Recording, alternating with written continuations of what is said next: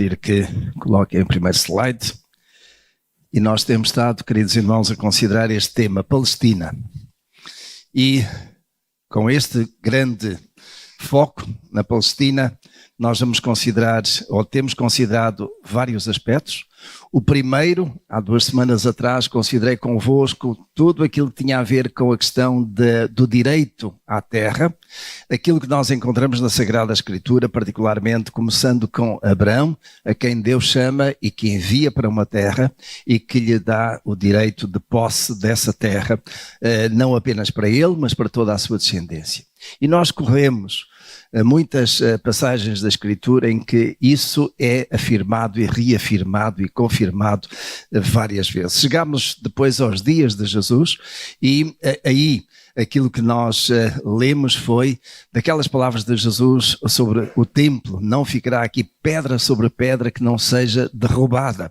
E nós sabemos que isso aconteceu não naquele ano, cerca do ano 30, mas 40 anos depois, no ano 70, quando os romanos invadiram Jerusalém, arrasaram toda a cidade e destruíram o templo e não ficou pedra sobre pedra.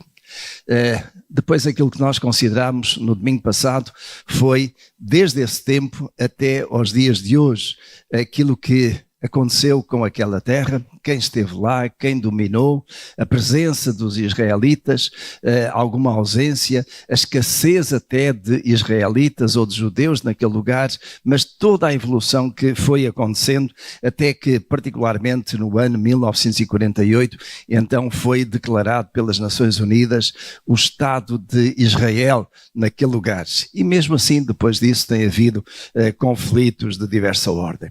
No final da mensagem do domingo passado, eu deixei aberto exatamente Palestina, que futuro? E é sobre isso que eu gostaria de considerar hoje com os irmãos. E particularmente 3 aspectos que eu deixei no final do culto do domingo passado para considerarmos e que têm a ver com o futuro.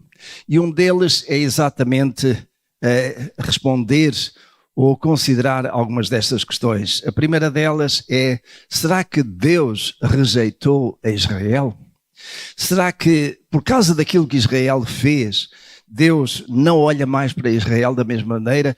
Por outras palavras, será que a promessa de Deus a Abraão e a toda a sua descendência ainda se mantém ou não?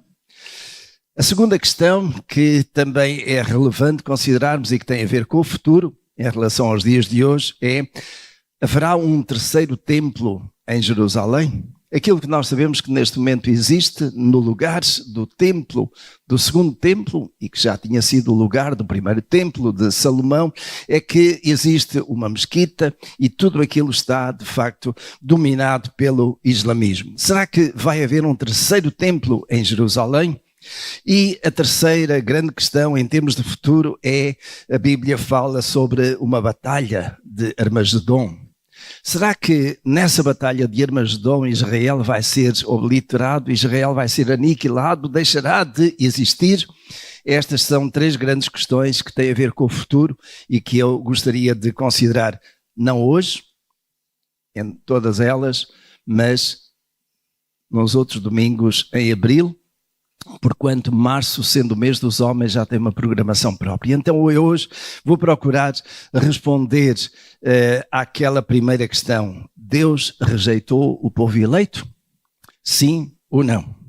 E convido os irmãos a abrir em Romanos capítulo 11, porque de facto esse é o texto. Temos ali a recuperação de uma fotografia que eu apresentei no domingo passado. O Muro das Lamentações é aquilo que existe, um muro que é bastante usado para a lamentação do povo judeu em relação a tudo aquilo que aconteceu, mas naquele lugar tem o templo islâmico. Vamos considerar, meus irmãos, eu não sei se por aqui estou a conseguir isso. Então Deus rejeitou o povo de Israel e tem ali interrogações e interrogações. É a grande questão que está diante de nós. Quero, meus irmãos, convosco considerar os primeiros versículos aqui, particularmente o versículo 1 do capítulo 11 da carta de Paulo aos Romanos. Pergunto, pois, acaso rejeitou Deus a seu povo? E ele responde, de modo nenhum. Porque eu também sou israelita, da descendência de Abrão, da tribo de Benjamim. Meus irmãos, quando Paulo coloca esta questão, acaso Deus rejeitou o seu povo? Não estaria Abrão, aliás, não estaria Paulo a trazer à sua mente, à sua memória, aquilo que aconteceu no passado em algumas ocasiões, em que o povo, na verdade, esteve fora do seu território, daquele território que Deus havia dado? Foi por várias razões. E eu posso, e os irmãos também, encontrar 3 razões fundamentais para aqueles momentos, períodos mais ou menos dilatados em que o povo judeu esteve fora do seu território. Um deles foi por causa da fome. Quando houve fome na Palestina, em que Jacó e todos os seus filhos, à exceção de José, estavam a viver na Palestina e houve uma fome tremenda que já tinha sido anunciada lá a Faraó e que José procurou precaver, exatamente fazendo com que, depois daqueles 7 anos de vacas gordas, os silos de Faraó pudessem ficar cheios de trigo. E então é Jacó que vai com a sua família para Israel, aliás, para o Egito, e lá então acaba por ficar quanto tempo? 430 anos. Durante esse tempo, Israel esteve fora do seu território. E o território, naturalmente, foi ocupado por outros. Mas, ao fim desses 430 anos, a Escritura é clara e deixa-nos indicação de que o povo voltou para a sua terra. Andou a peregrinar 40 anos no deserto de Sinai, mas acabou por entrar pelo lado do Rio Jordão. Algumas tribos fixaram-se ali e outras entraram e reconquistaram, por assim dizer, aquela terra. Outro período em que o povo judeu esteve fora do seu território foi a partir do ano 70, aliás, foi os 70 anos do cativeiro. Cativeiro que tinha sido anunciado por Isaías, por Jeremias, por Ezequiel até, mas que o povo não prestou atenção, não se arrependeu da sua idolatria e o cativeiro veio e todo aquele povo foi disperso por todo aquele império de então. Primeiramente o império da Babilónia, depois dos persas, mas foram 70 anos de ausência daquele território e de tomar conta daquela terra que Deus havia dado a Abrão. Mas ao fim desse tempo o povo voltou em várias levas. O templo foi reconstruído por orientação de Zorobabel.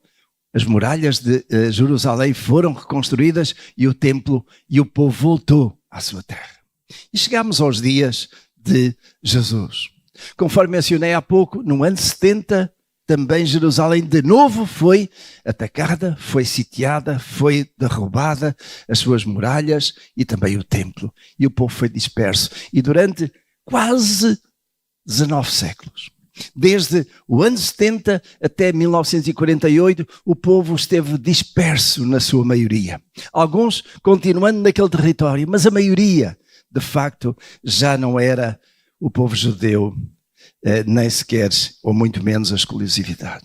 E estamos ali exatamente naquela altura, antes do derrube de Jerusalém e do templo, em que Paulo coloca exatamente esta questão. Acaso Deus rejeitou Israel? E ele deixa muito claro, de modo nenhum. De modo nenhum. E Paulo procura, neste capítulo, que eu direi é um capítulo-chave para considerarmos exatamente o futuro de Israel a partir dos dias do apóstolo Paulo e podemos dizer até aos dias de hoje e ainda mais adiante. Paulo deixa-nos aqui algumas respostas para a sua convicção em que ele afirma categoricamente de modo nenhum. E ele dá o exemplo de Elias. Elias que também foi um profeta de Deus, alguém que Deus usou para, de certo modo, denunciar, combater, derrubar a idolatria do seu tempo. E o tempo de Elias era o rei Acabe e a sua mulher terrível Jezabel. Toda a idolatria que havia, não apenas em Israel, mas também em parte em Judá. E Elias acaba por se sentir como que sozinho para combater toda aquela idolatria e os profetas de Baal. Mas Paulo traz aqui exatamente a lembrança de que Isaías, na verdade, não estava sozinho. Havia um pequeno remanescente que estava fiel ao Senhor e queria continuar.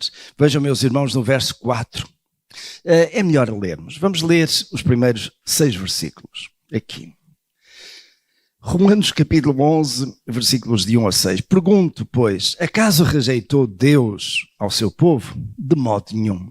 Pelo que também eu sou israelita, da descendência de Abraão, da tribo de Benjamim, Deus não rejeitou ao seu povo que antes conheceu. Ou não sabeis o que a Escritura diz de Elias, como ele fala a Deus contra Israel, dizendo, Senhor, mataram os teus profetas e derribaram os teus altares e só eu fiquei. E procuraram tirar-me a vida. Mas que diz a resposta divina? Reservei para mim 7.000 varões que não dobraram os joelhos diante de Baal. Assim, pois, também no tempo presente fica um remanescente segundo a eleição da graça. Mas se é pela graça, já não é pelas obras. De outra maneira, a graça já não é graça.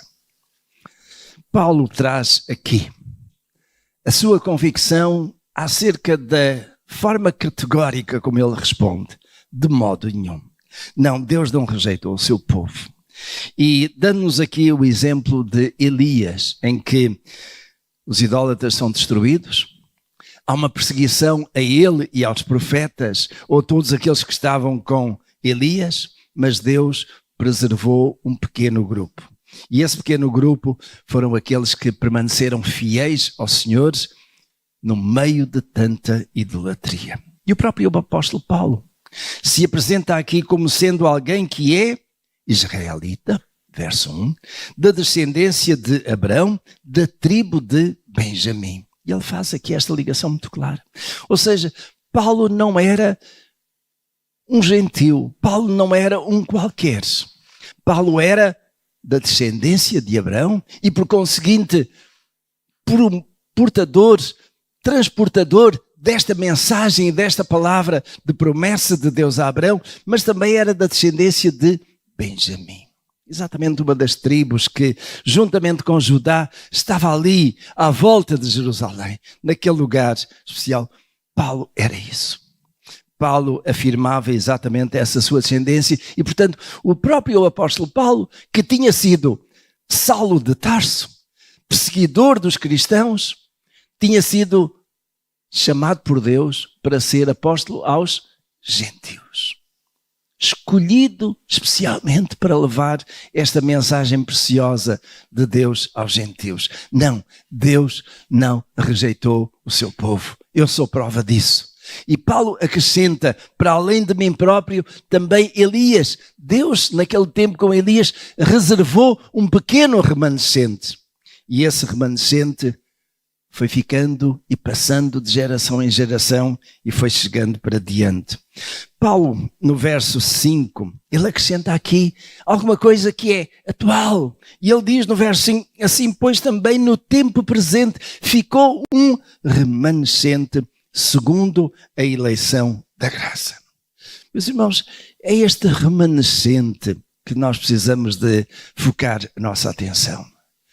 No meio de milhares e milhares de muitos judeus que de facto acabaram ao longo dos tempos de ser rebeldes, de rejeitar Jesus, de rejeitar Deus, de virar as costas a Deus, de algum modo se envolverem na idolatria, havia um remanescente de fiéis, daqueles que continuavam fiéis a Deus e àquilo que tinha sido a mensagem que vinha desde Abraão, passou para Moisés, passou pelos profetas.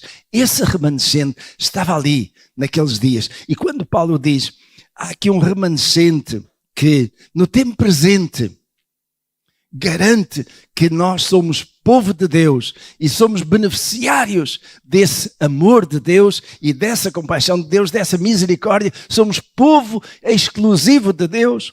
Então Paulo traz isso exatamente aqui à colação, procurando deixar claro que Deus não rejeitou o seu povo. Agora, é evidente que Paulo tem aqui uma preocupação. Paulo sabe exatamente aquilo que ele foi como judeu, israelita, perseguidor da igreja. Paulo sabe que Jesus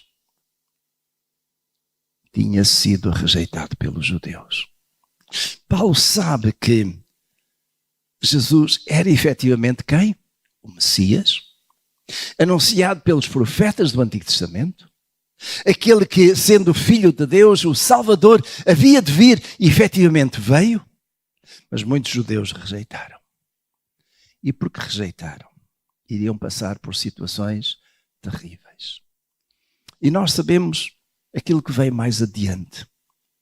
Exatamente a destruição do templo, exatamente o êxodo, a dispersão dos judeus. Mas ainda assim, Paulo está convicto de que Deus não rejeitou o seu povo, porque no meio de todo este povo que rejeitou Deus, no meio de todo este povo que acabou por rejeitar Jesus como sendo o Messias prometido, havia um remanescente. E esse remanescente apontava para quem? Para os discípulos que seguiram Jesus. Para muitos que creram que Jesus era efetivamente quem? O Messias, o Filho do Deus vivo.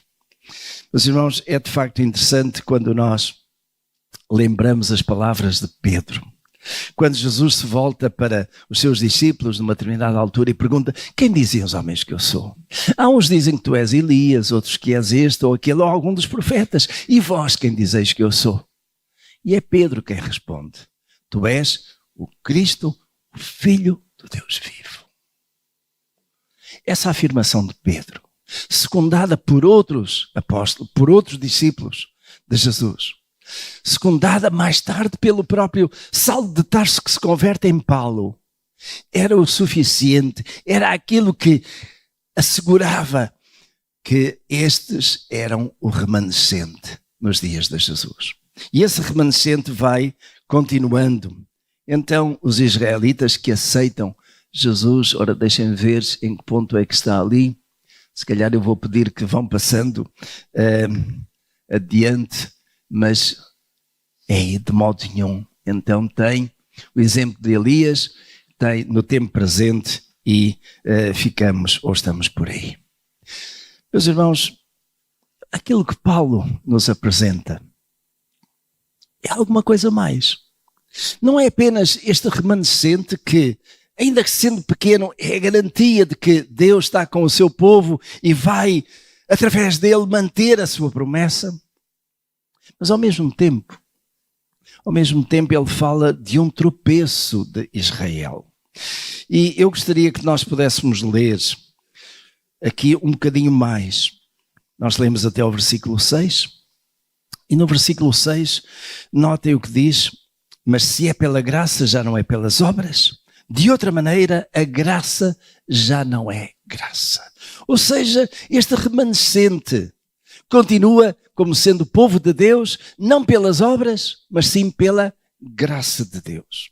E vamos continuar a ler. Versículo 7 diz: pois que o que Israel busca, isso não alcançou, mas os eleitos o alcançaram, e os outros foram endurecidos. Como está escrito, Deus lhes deu um espírito entorpecido, olhos para não verem e ouvidos para não ouvirem até ao dia de hoje. E Davi diz: torne-se-lhes a sua mesa em laço e em armadilha e em tropeço e em retribuição. Escureçam-se-lhes os olhos para não verem e tu encurva-lhes sempre as costas. Logo pergunto: porventura tropeçaram de modo que caíssem? E esta é a pergunta que Paulo faz. De facto, os israelitas tropeçaram. Os israelitas, de certo modo, acabaram por rejeitar muito daquilo que Deus tinha feito. E mesmo nos dias que Paulo está a falar, naqueles dias em que Jesus veio, também os israelitas tropeçaram. E tropeçaram em quê? Paulo fala isso numa outra sua carta. Pedro também fala.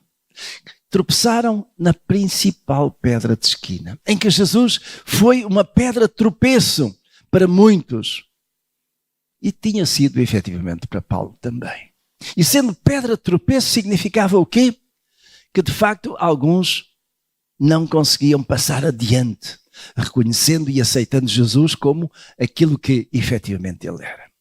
Eu recordo sempre, meus irmãos, ainda há pouco mencionei e volto a referir aquelas palavras de Pedro. Tu és o Cristo, o Filho do Deus vivo. E depois quando, nessa mesma ocasião e nessa mesma sequência, numa outra, também vários daquela multidão que seguia Jesus começam a afastar-se. Jesus volta-se para eles. Onde estão todos aqueles que vieram e que vieram por causa do pão, da multiplicação dos pães, dos peixes, por causa de todo este alimento físico? Onde é que eles estão? Foram embora. Uns por esta razão, outros por aquela. Foram embora, já não te seguem mais.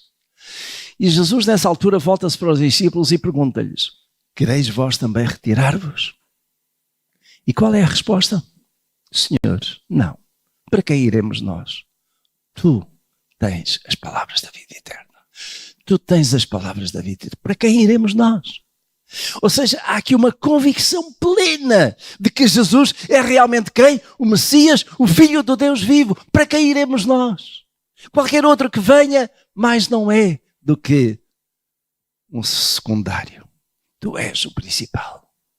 No entanto, aquilo que aconteceu é que alguns tropeçaram em Jesus, não o aceitando como aquilo que outros reconheceram e que ele efetivamente era. Tu és o Cristo, o ungido de Deus, o Messias, o Filho de Deus vivo.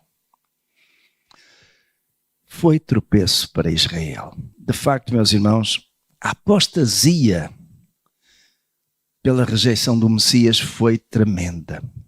Nós continuamos a ler aqui e chegamos ao versículo 11, não é? Logo pergunto: porventura tropeçaram de modo que caíssem?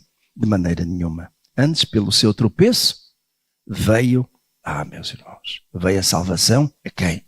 Aos gentios, para os incitar à emulação. E o verso 12 diz: ora, se o tropeço deles é a riqueza do mundo e a sua diminuição a riqueza dos gentios, quanto mais a sua plenitude. Mas é a vós, gentios, que falo.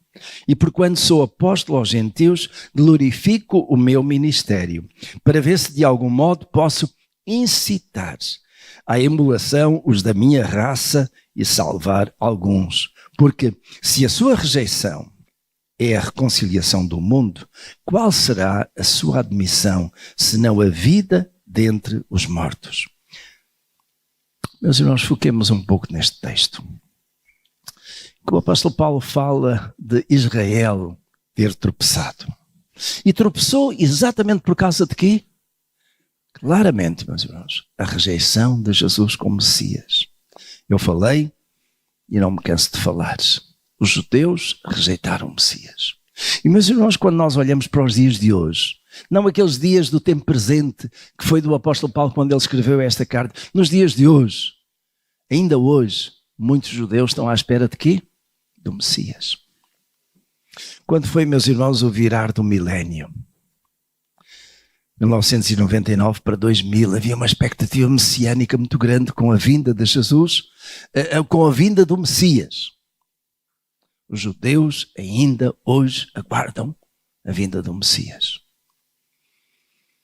Eu estive em Israel faz agora alguns anos e nessa altura recebi uma carta que tenho emoldurada da parte do Ministro da Justiça de Israel, porque era um conjunto de pastores e esposas de alguns que ali estávamos presentes, e eles consideraram como amigos, e somos amigos de Israel com certeza, mas é interessante que no final tinha a assinatura do então Ministro do Turismo de Israel e tinha uma data, e essa data tinha exatamente 2004, mas depois tinha 5.700 e qualquer coisa, não me recordo agora. E esses 5.700 e tal remonta aonde? A Abraão. Para eles a contagem dos anos continua desde Abraão. 2004 tem a ver com o cristianismo. E o cristianismo tem a ver com quem? Com Jesus, o Messias. Para eles não existe.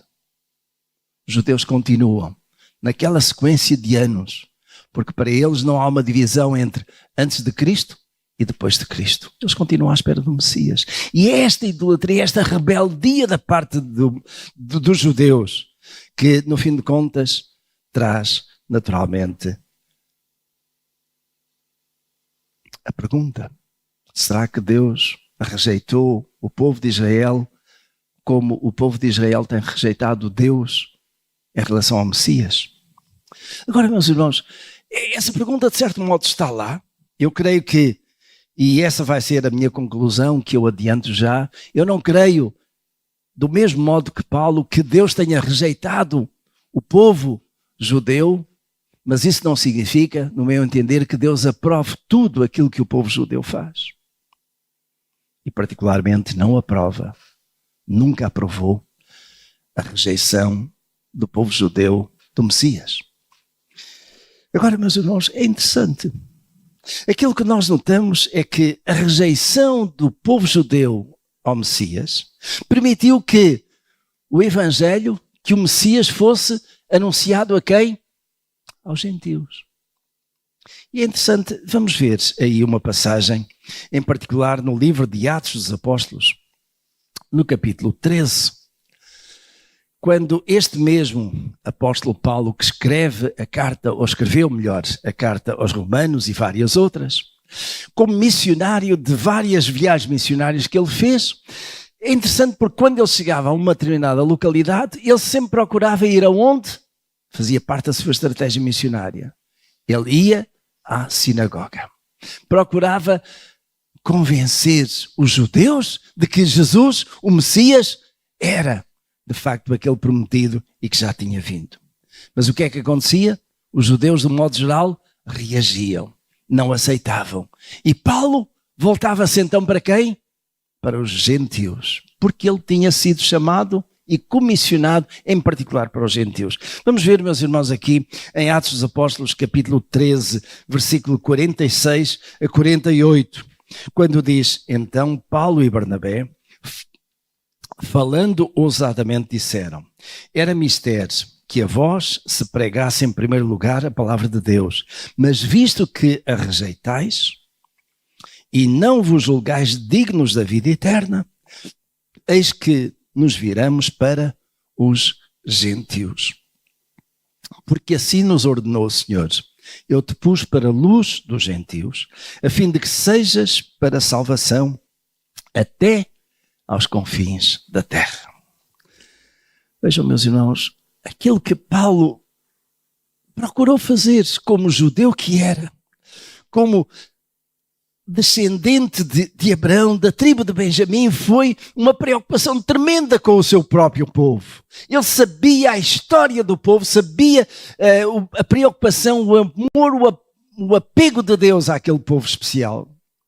E por isso mesmo, ainda que tivesse havido a rejeição de Jesus como Messias, e notem, meus irmãos, é preciso lembrar isto sempre.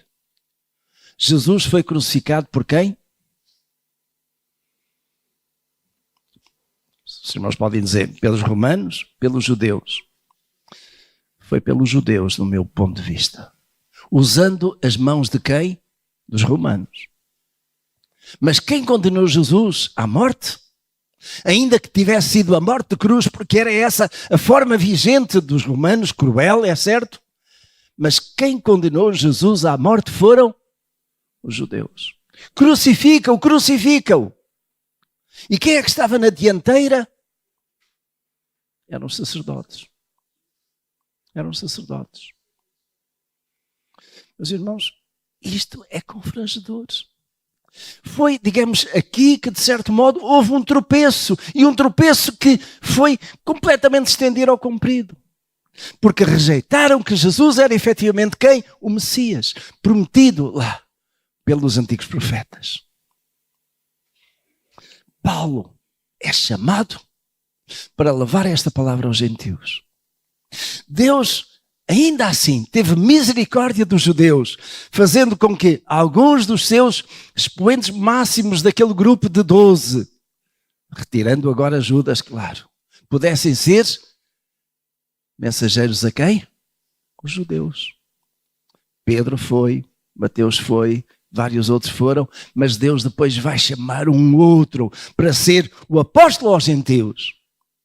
Porque os judeus rejeitaram e continuavam a rejeitar Jesus como Messias.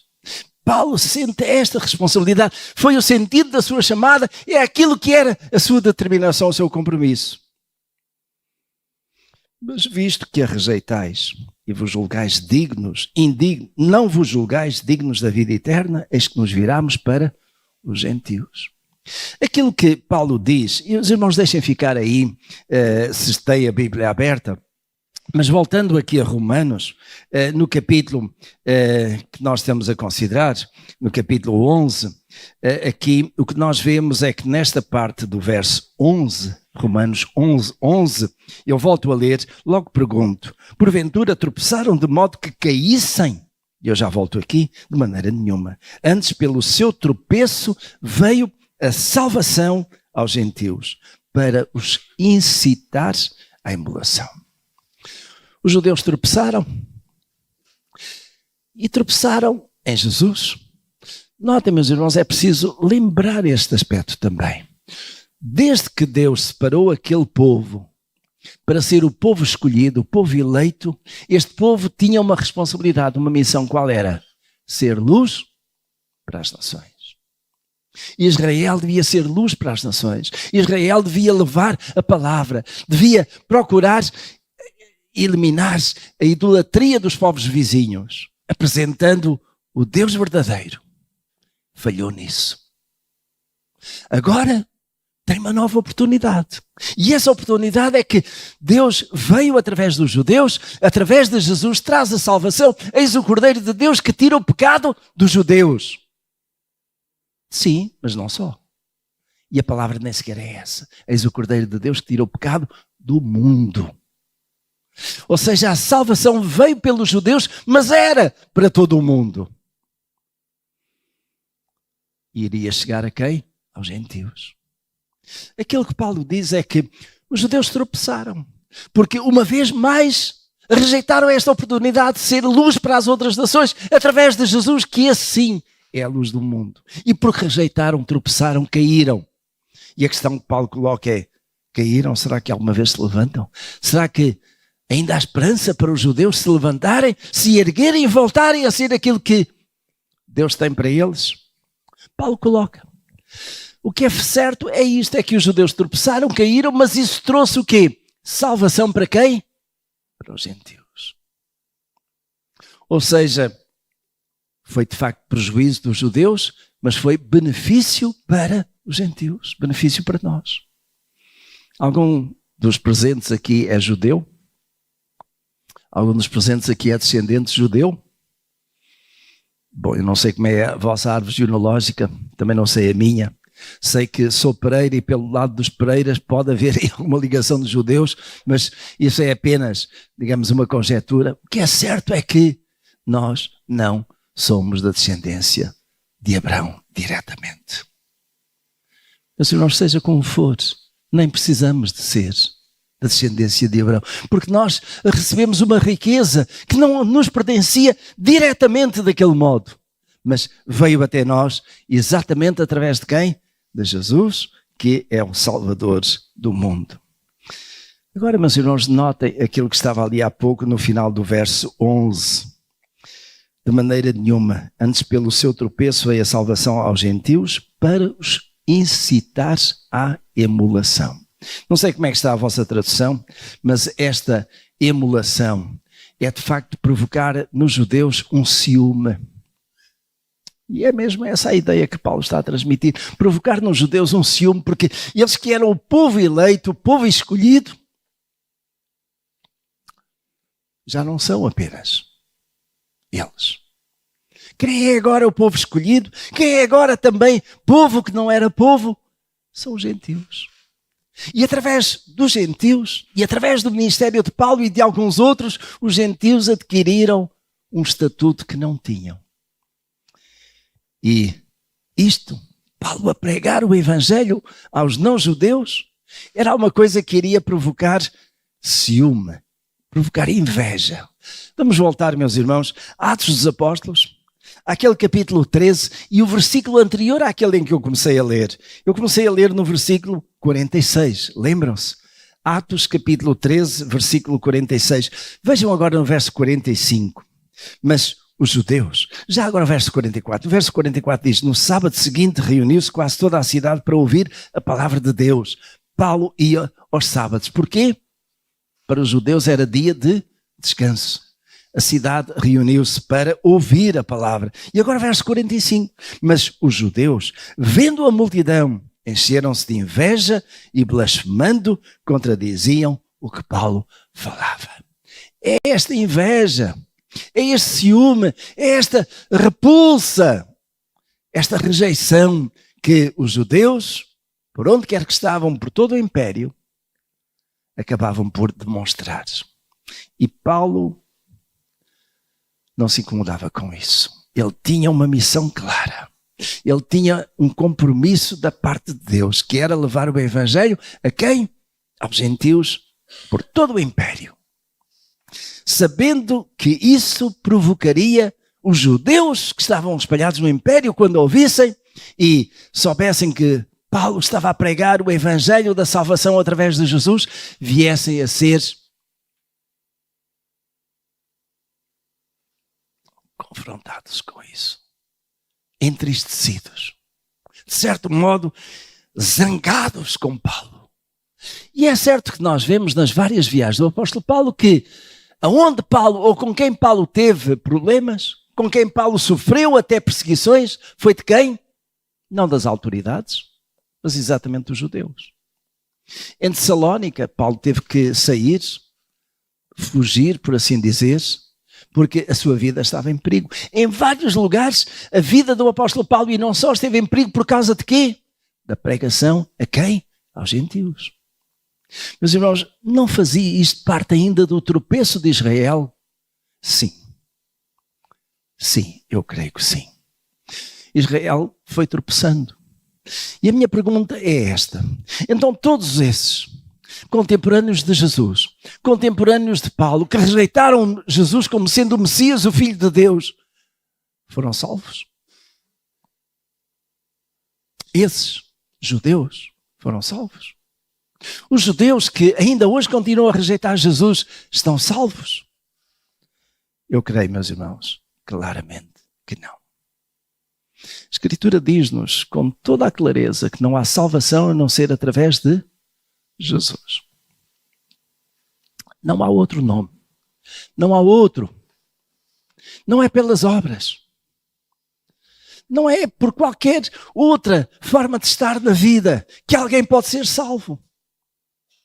A salvação é tão somente, exclusivamente através de Jesus. Não há outro nome. Não há outro ser. Não há mais ninguém que nos leve a Deus, nos reconcilie com Deus.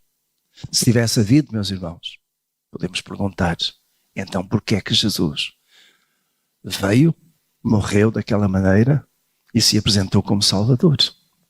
Estamos nós todos enganados? Eu creio, meus irmãos, que os judeus continuam a tropeçar em Jesus.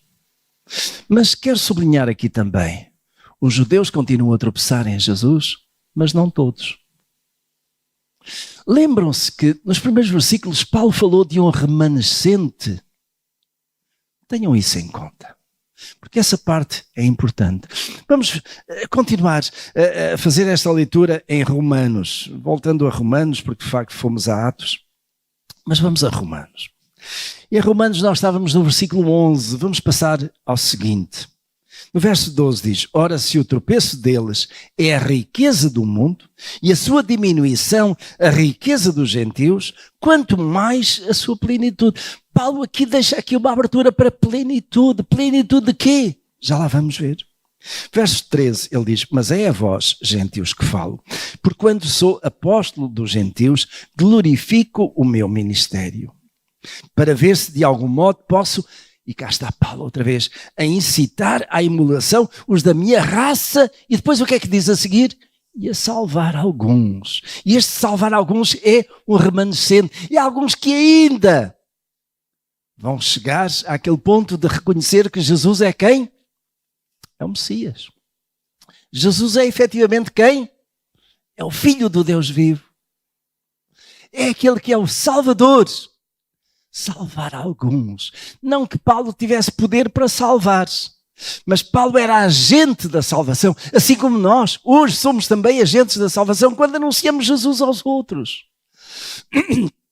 Quem salva, meus irmãos, isto é uma convicção que eu tenho há muito tempo, quem salva é Deus. Nós não salvamos ninguém no sentido absoluto. Nós somos agentes da salvação quando falamos de Jesus aos outros.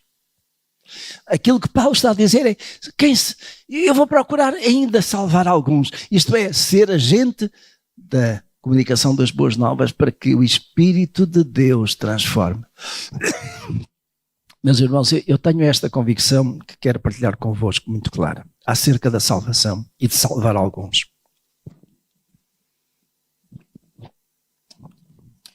O que é que no Evangelho de João nós encontramos acerca do Espírito Santo? Jesus ia subir aos céus e ele e o Pai iriam enviar o Espírito Santo para quê? O Espírito Santo viria, o que é que faria? Convenceria o mundo de quê? Do pecado, da justiça, do juízo de Deus. Quem converte é o Espírito Santo. Mas quando a palavra de Deus diz que nós podemos converter os outros, que nós podemos salvar os outros, o que é que isso significa? Nós fazemos a nossa parte. A nossa parte é de partilhar o Evangelho, é de procurar convencer, mas é o Espírito Santo que atua. Porque, meus irmãos, eu tenho isto muito convicto para mim. Se a pessoa não for convertida pelo Espírito Santo, não é convertida. Se a pessoa não for tocada pelo Espírito Santo, não adiantam as nossas palavras. Porque quem convence, quem transforma, quem move, é o Espírito Santo. E o que é que nós fazemos? Somos agentes do Espírito Santo. Nós somos usados para partilhar a nossa experiência, a nossa convicção. Mas quem toca lá é o Espírito Santo. É nesse sentido, meus irmãos, que eu entendo estas palavras de Paulo, que ele quer procurar por todos os meios salvar alguns deles. É curioso. Paulo aqui, nesta colocação de palavra, eu concluo que ele está convencido que não vai conseguir salvar ou fazer com que todos os judeus se salvem. E é interessante, Paulo diz isso aqui, diz isso em outras passagens, que ele diz: fiz-me tudo para com todos, para por todos os meios salvar alguns. Mas, irmãos, isto também, de certo modo, traz para nós a lembrança da nossa responsabilidade, mas também o alívio daquilo que é, até onde é que nós podemos ir. Nós somos responsáveis por levar a mensagem àqueles que estão à nossa volta. Mas, meus irmãos, temos que ser aliviados de que, quando nós falamos a alguém de família, quando falamos a um amigo, quando falamos a um vizinho, falamos e voltamos a falar, e essa pessoa não aceita, meus irmãos, a responsabilidade já não é nossa. Não levemos essa carga em cima quando alguém não aceita Jesus, apesar de toda a nossa insistência. A não ser que haja uma outra coisa. Nós falamos, mas as nossas ações contradizem aquilo que nós falamos. E, meus irmãos, aí nós estamos a ser como Frei Tomás. Sabem isso, não é? Faz o que ele diz, não faças o que ele faz. Por outras palavras, estamos a ser incoerentes. Falamos de Jesus, que Jesus transforma, que Jesus salva, que Jesus assim, que Jesus assado. Mas nós não demonstramos isso na nossa vida. E, meus irmãos, é aí que está a nossa fragilidade também.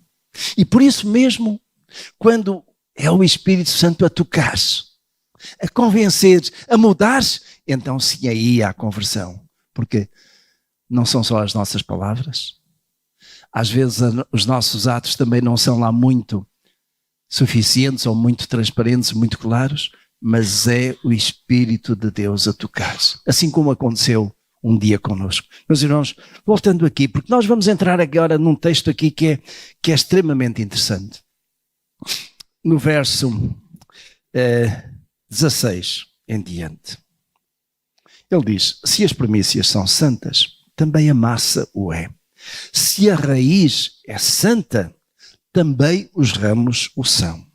E se alguns dos ramos foram quebrados, e tu, sendo zambujeiro, foste enxertado no lugar deles, e feito participante da raiz e da seiva da oliveira, não te glories contra os ramos, e se contra eles te gloriares, não és tu que sustentas a raiz, mas a raiz a ti. Dirás então, os ramos foram quebrados para que eu fosse enxertado? Está bem. Pela sua incredulidade foram quebrados, e tu, pela tua fé, estás firme. Não te ensoberbeças, mas teme. Porque se Deus não poupou os ramos naturais, não te poupará a ti. Considera, pois, a bondade e a severidade de Deus. Para com os que caíram, severidade. Mas para contigo, a bondade de Deus. Se permaneceres nessa bondade, do contrário, também tu serás cortado. E ainda eles, se não permanecerem na incredulidade, serão enxertados.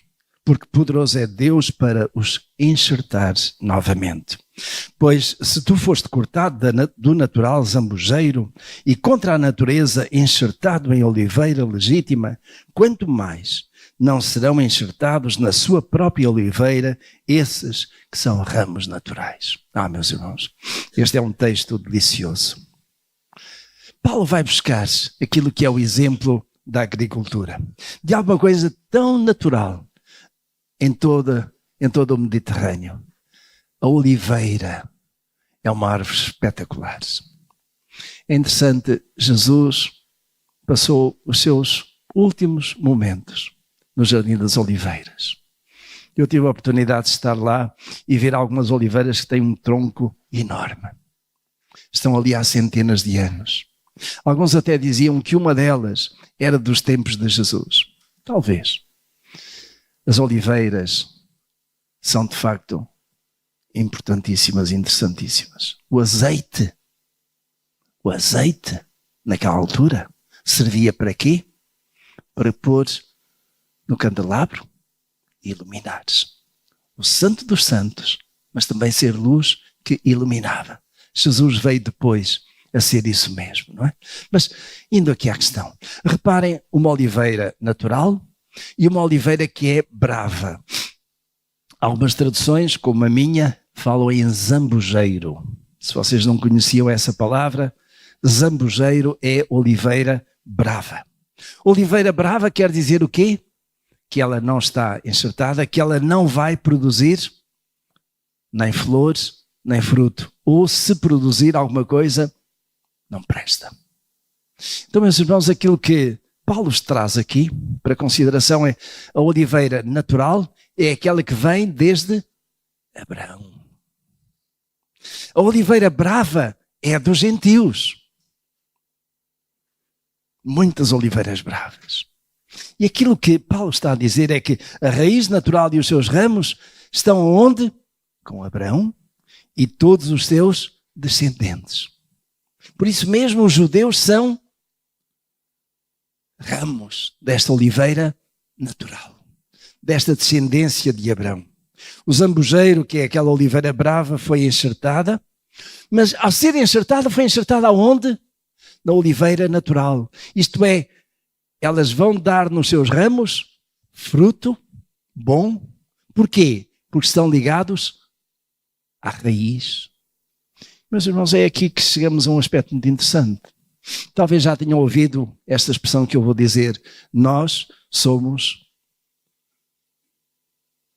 A nossa fé é judaico-cristã. Entendem o que isso quer dizer? É judaico-cristã.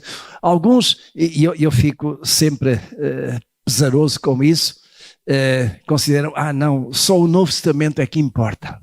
Porque nós somos igreja cristã, igreja do Novo Testamento. Meus irmãos, o Novo Testamento não se entende se nós não entendermos o Antigo Testamento. Nós somos uma igreja, somos um povo judaico-cristã. A nossa fé tem a sua raiz onde? Desde Abraão. A nossa fé está aí. Nós que não éramos povo, agora somos povo eleito. Lembram-se aquilo que Deus disse a Abraão? Ser uma bênção. E em ti serão benditas todas as famílias da terra. E meus irmãos, aqui está. A vinda de Jesus fez com que todas as famílias da terra nós fôssemos abençoados. E somos abençoados por quê? Porque nós estamos aonde? Enxertados na oliveira natural. Nós beneficiamos disso. E agora, meus irmãos, o que é que Paulo está a fazer aqui? Uma advertência, por um lado, e também uma palavra de esperança por outro. E a advertência é esta: não te glories. Ou seja, nós como gentios, salvos, recebendo este benefício da salvação através de Jesus, podemos olhar para os judeus com desdém. O judeu que não aceitou Jesus, podemos olhar para eles com desdém. Podemos considerar, vocês tiveram tudo e rejeitaram, deitaram fora. Meus irmãos, aquilo que Paulo está a dizer é que não devemos fazer isso. Não nos devemos gloriar naquilo que é a desgraça. Eu vou colocar assim, são palavras minhas, a desgraça dos judeus que rejeitaram Jesus. Paulo também está a dizer que não nos devemos ensoberbecer. Isto é, eu sou cristão. Eu sou abençoado. E o povo judeu não é. Meus irmãos, eu acho que não podemos dizer isso.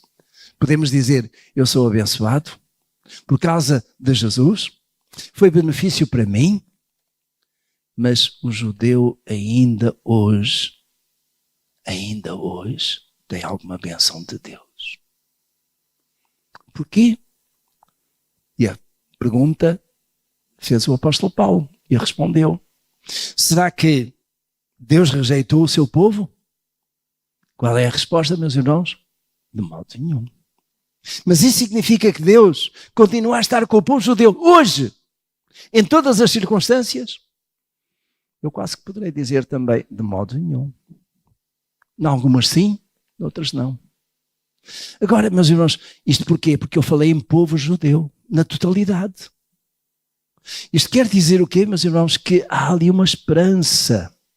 Há ali um remanescente que tem ficado como remanescente ao longo dos séculos, até aos dias de hoje, e no futuro vai ser também.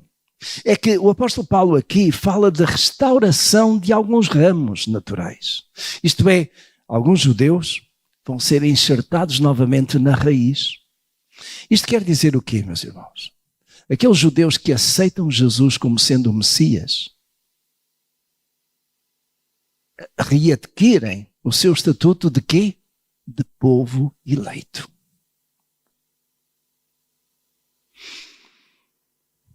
Eles não eram povo, eles são povo.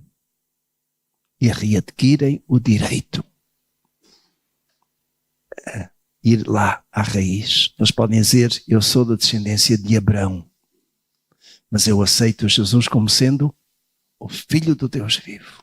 E por isso mesmo há uma restauração. Por isso mesmo há aqui uma aceitação da parte de Deus. Notem, meus irmãos, como é que Paulo diz isto. Ele fala da questão de credulidade ou incredulidade. Vejam no verso 23 e no verso 24. O que é que ele diz aí? E nós estamos quase a terminar. Mas verso 23 e 24 diz assim: e ainda eles, judeus, se não permanecerem na incredulidade. O que é isto de permanecer na incredulidade, meus irmãos? É crer em Jesus como sendo quem? O Filho do Deus vivo ou não? Como sendo o Messias ou não? Nós sabemos, meus irmãos, que ainda hoje, já mencionei isto e não me canso de referir, judeus ainda estão à espera que o Messias venha.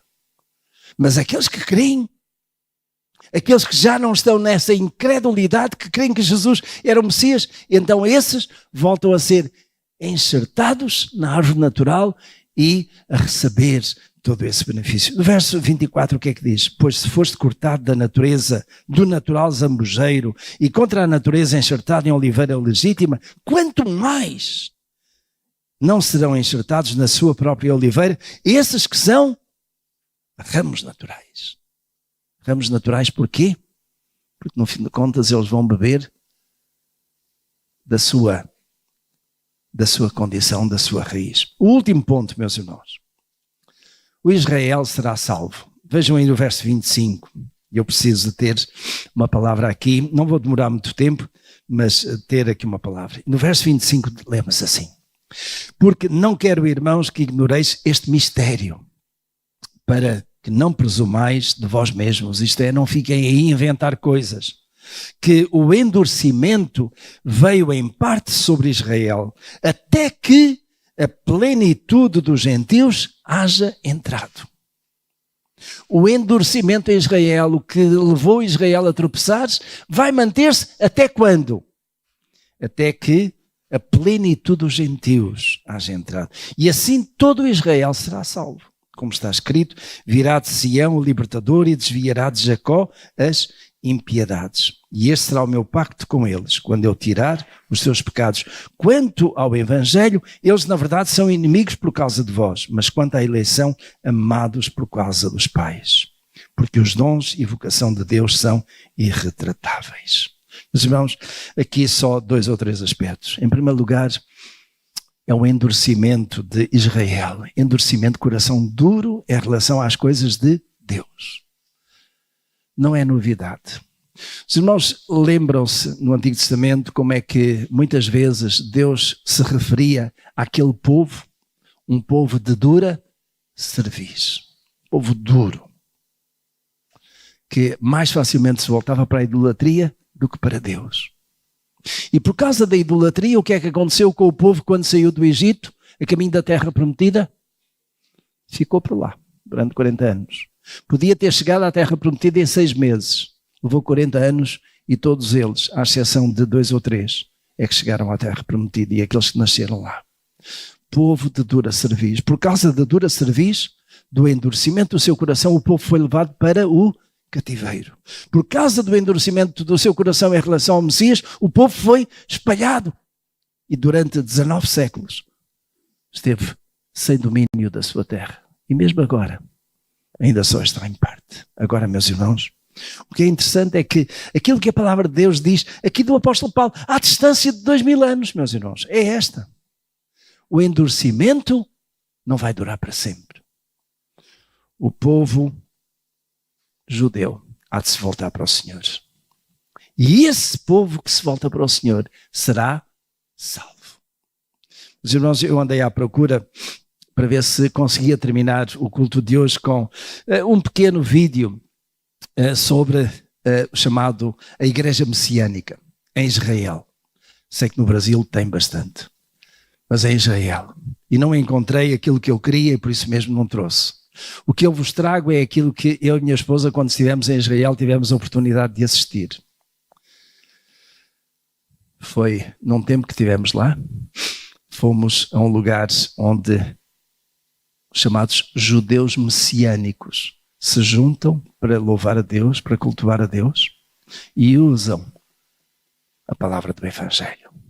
Meus irmãos, foi gostoso.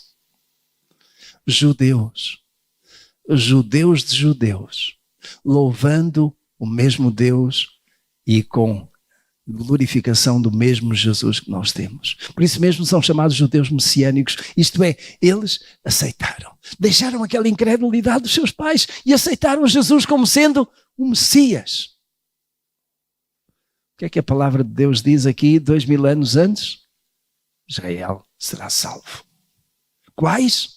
Aqueles que aceitam Jesus como Messias, não importa onde estiverem. Mas os judeus que aceitam Jesus como Messias será salvo. O que é que a palavra de Deus diz? Todo aquele que invocar o nome do Senhor será salvo. O que é que Paulo diz numa outra carta? pela graça sois salvos. É a graça de Deus. E a graça de Deus, meus irmãos, está apenas para os gentios? Não, está para os judeus também, que deixam o endurecimento do seu coração e se voltam para Jesus. E aceitam Jesus como sendo quem?